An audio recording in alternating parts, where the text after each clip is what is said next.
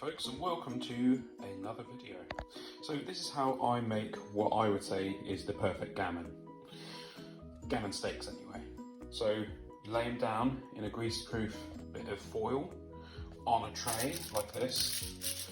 Cut the fat off completely, because if you leave it on, the whole thing will start curling up. You don't want that, so cut the fat off completely. Then I like to lay the fat back on top. Next up, I like to cut up some onions and sprinkle them on top. Now, you might be thinking, why are you chucking onions on a gammon steak?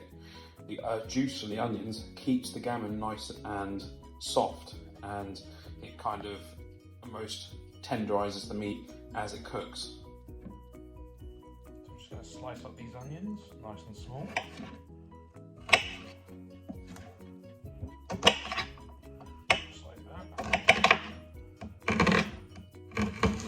You don't need them tiny, but you need them small enough that they'll spread out across most of the meat. There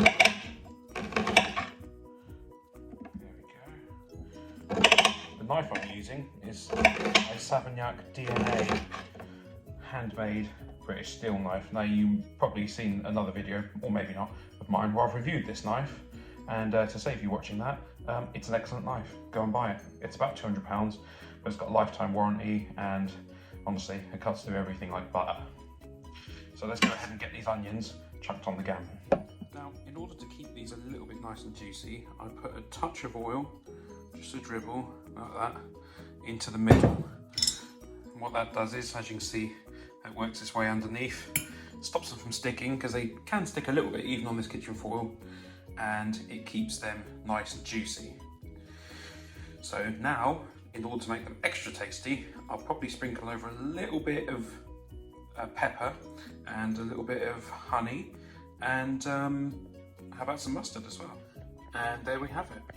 So I'll cover this up, and that will cook for probably half an hour on, say, 150 degrees in the oven.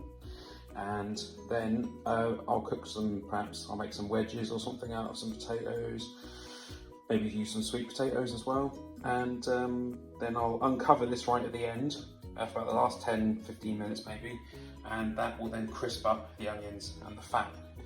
Now, I know you might say, oh, you shouldn't really eat the fat, it's bad for you, but it tastes delicious, so you only live once at the end of the day.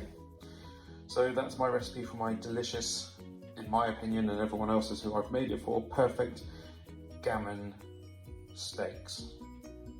And that's the end product. Uncover it at the end and get that fat really crispy and tasty. Unhealthy?